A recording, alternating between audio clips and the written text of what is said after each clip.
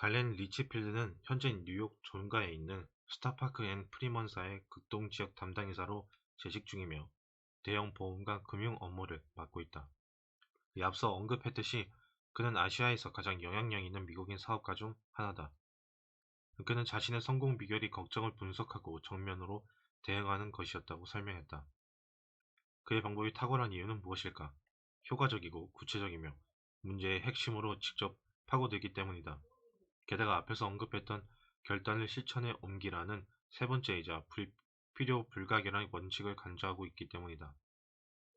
실행하지 않는다면 조사나 분석은 아무런 소용이 없다. 엄청난 에너지만 낭비하는 셈이다. 윌리엄 제임스는 일단 결정이 내려지고 실천에 옮기는 일이 남았다면 결과에 대한 책임이나 관심은 완전히 무시하라 라고 말했다. 사실에 입각해 신중한 결정을 내렸다면 실천에 옮기라는 것이다. 다시 생각해보려고 멈춰서지 말고 주저하거나 걱정하거나 발걸음을 돌리려고도 하지 말라. 자기 의심에 빠지지 않도록 주의하라. 자기 의심은 다른 의심도 낳기 마련이다. 절대 뒤돌아보면 안 된다. 한 번은 오클라호마주에서 저명한 석유기업가 웨이트 필립스에게 결정한 바를 어떻게 실천했는지 물어보았다. 그는 이렇게 답했다. 직면한 문제를 필요 이상으로 생각하다 보면 혼란과 걱정에 빠지기 마련입니다. 더 이상의 조사나 생각은 해로울 수 있습니다. 그럴 때는 결정하고 행동하며 뒤를 돌아보지 말아야 합니다.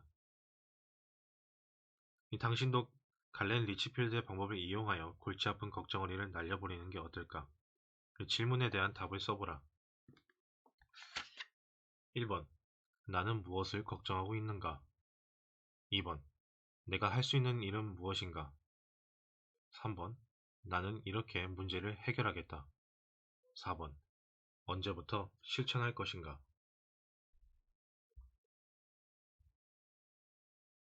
2장. 직업상의 걱정을 반으로 줄이는 법. 당신이 사업을 한다면 이 장의 제목을 보는 순간 이렇게 말할 것이다. 웃기지 마셔. 내가 사업을 한 지 19년째인데 그런 방법이 있다면 벌써 알고 있겠지. 내 걱정을 절반으로 줄일 수 있다고? 그렇게 하는 방법을 알려주겠다고? 말도 안 되는 소리. 충분히 그렇게 반응할 수 있다. 나도 몇 년 전에 이 장의 제목을 봤다면 같은 생각을 했을 것이다. 지나칠 정도로 커다란 약속을 하고 있는 셈인데 대체로 그런 약속은 공수표일 가능성이 높다. 솔직히 말해서 나는 당신의 직업상 걱정을 반으로 줄이지 못할 수도 있다. 결국 당사자가 아니고는 누구도 할 수 없는 일이다. 내가 할 수 있는 일이란 다른 사람들이 걱정을 반으로 줄였던 사례를 보여주는 것뿐이다.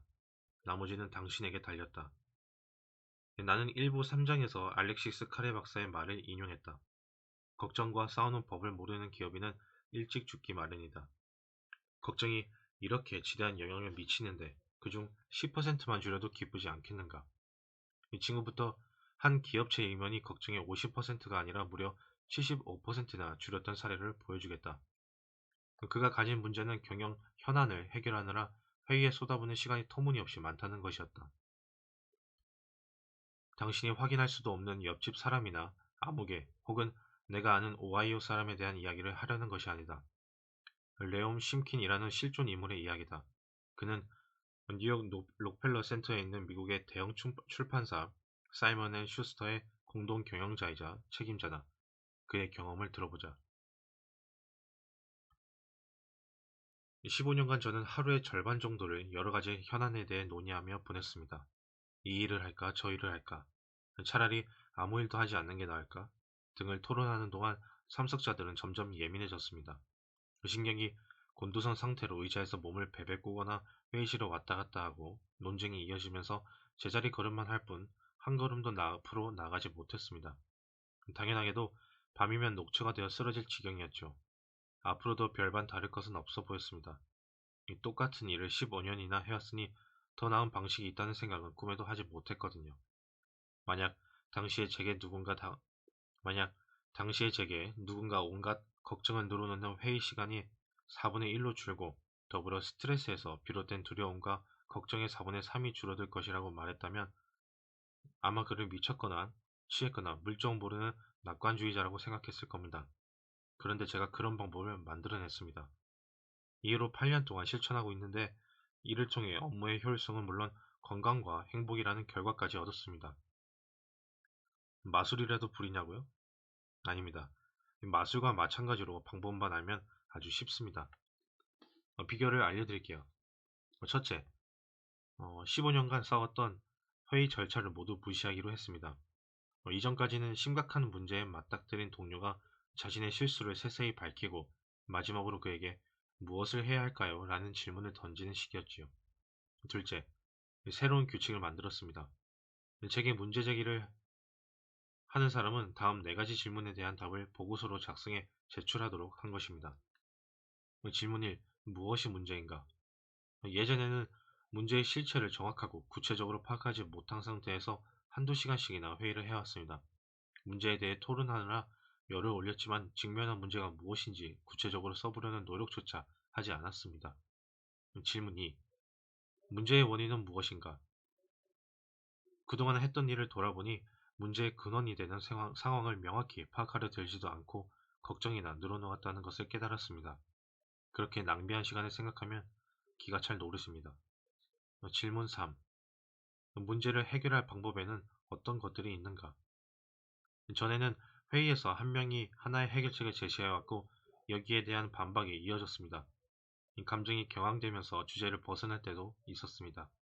회의를 마칠 때까지도 문제를 해결할 수 있는 다양한 방법을 문서로 정리해보려는 사람이 없었습니다. 질문 4. 당신은 어떤 해결 방안을 제시할 것인가? 당시 회의 참석자 중 한 명은 걱정을 늘어놓으면서 늘 똑같은 이야기만 할 뿐 가능한 해결책 전부를 숙고한 뒤 제가 추천하는 방안은 이것입니다. 라고 문서로 제시해 본 적이 한 번도 없었습니다.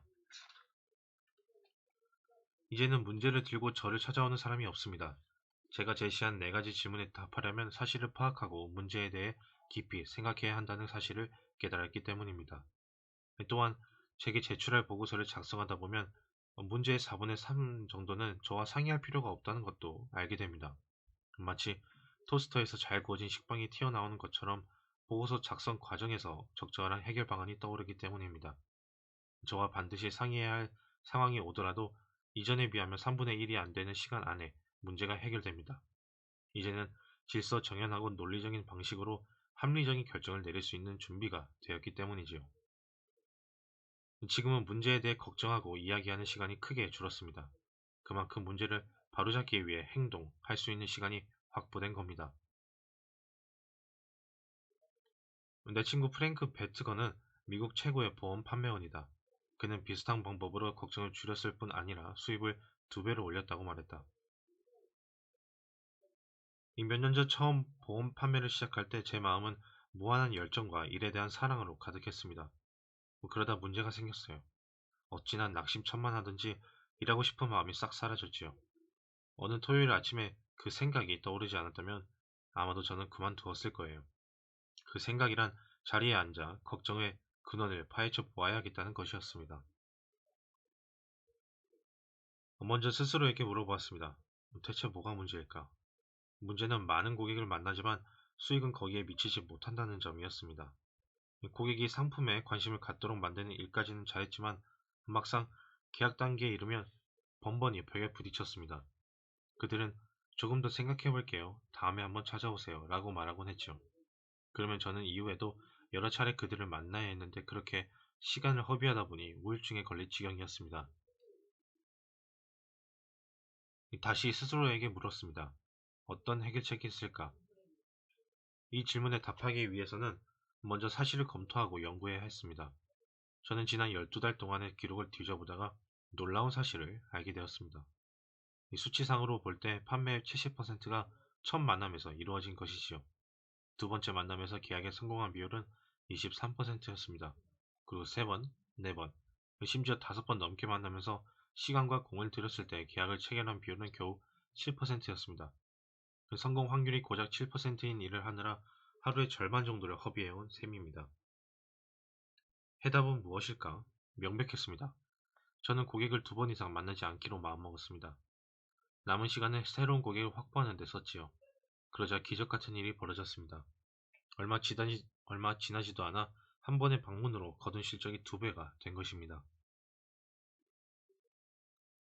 이 앞서 말했듯이 프랭크 베트거는 미국에서 가장 유명한 보험 판매원 중 하나다. 그는 금융 대기업인 필라델피아 피델리티에서 일하며 해마다 100만 달러 이상의 보험 계약을 성사시킨다. 한때 그는 포기 직전까지 갔지만 실패를 인정하고 문제를 분석하면서 성공으로 가는 길에 날개를 달 수 있었다. 이 당신이 직장에서 처한 문제에도 다음 질문들을 적용할 수 있겠는가? 내가 감히 자신 있게 했던 말을 반복하자면 이 질문들은 당신의 걱정을 반으로 줄여줄 수 있다. 첫 번째, 무엇이 문제인가? 두 번째, 문제의 원인은 무엇인가? 세 번째, 문제를 해결할 방법에는 어떤 것들이 있는가? 네 번째, 당신은 어떤 해결 방안을 제시할 것인가?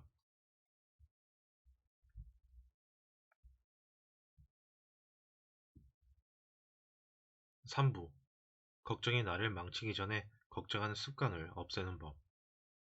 1장, 마음속에서 걱정을 몰아내는 법. 몇 년 전 메리언 더글러스가 수업 시간에 들려준 이야기는 결코 잊지 못할 것 같다. 그는 2번이나 비극을 겪었다. 첫 번째는 눈에 넣어도 아프지 않을 5살 딸이 세상을 떠난 것이다. 갑작스러운 불행 앞에서 더글라스 부부는 망연자실할 수밖에 없었다. 하지만 이게 끝이 아니었다. 10달 후 하느님은 우리에게 예쁜 딸아이를 안겨주셨습니다. 그런데 그 아기마저 5일 만에 잃고 말았습니다. 그는 연이은 2번의 시련을 감당하기 어려웠다. 저는 현실을 받아들일 수 없었습니다. 한숨도 못 자고 먹지도 못했지요.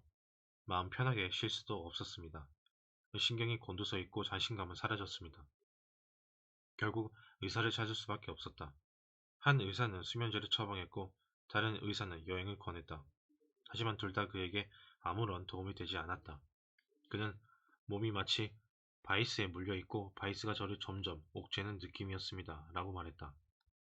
슬픔이 너무 커서 몸을 까딱하기조차 힘든 상황을 겪어봤다면 이 말을 이해할 수 있을 것이다. 다행히도 제게는 4살 배기 아들이 남아 있었습니다. 이 아이가 제 문제를 해결해 주었죠. 어느 날 오후 여느 때처럼 처연한 기분으로 앉아 있는데 아이가 제게 와서 말했습니다. 아빠, 배를 만들어 주세요. 물론 저는 배를 만들 기분이 아니었습니다. 사실 아무것도 하기 싫었지요. 하지만 끈질기게 졸라대는 아이를 외면하기 어려웠습니다. 장난감 배를 만드는데 3시간이 걸렸습니다. 그런데 배가 완성될 즈음 놀라운 사실을 깨달았습니다. 몇 달 만에 처음으로 마음의 안식과 평화를 맛본 것입니다. 이후 저는 무기력증에서 벗어났고 생각이라는 걸 하게 되었습니다. 이를 통해 저는 계획을 세우고 골똘히 생각해야만 하는 일에 집중하다 보면 걱정에 빠지기 어려워진다는 사실을 깨달았습니다. 제 경우는 배를 만들면서 모든 걱정을 떨쳐버릴 수 있었지요. 그래서 이제부터는 계속 바쁘게 살아가겠다고 결심했습니다. 다음날 밤 저는 집안 곳곳을 돌아다니며 해야 할 일들을 정리했습니다. 책장, 계단, 방풍창, 블라인드, 문손잡이, 자물쇠, 물이 새는 수도꼭지 등 수리할 것들이 산더미 같았습니다. 2주 동안 작성한 목록만 무려 242개에 달했습니다. 저는 지난 2년간 그 일을 대부분 처리했습니다. 또한 삶에 활력을 주는 활동에도 적극적으로 참여했습니다. 한 주에 2번은 뉴욕의 성인 대상 뉴욕의 성인 대상 프로그램에 참석하고 고향에서는 공익 활동을 하며 교육위원회의 위원장도 맡았습니다. 여러 모임에 나가고 적십자와 같은 자선기관의 기금을 모으는 활동도 하고 있습니다. 이렇게 바쁘다 보니 걱정할 시간이 없습니다. 걱정할 시간이 없다. 윈스턴 처칠이 했던 말과 정확하게 일치한다. 처칠은 제2차 세계대전이 절정으로 치달을 때 하루 18시간씩 일했다.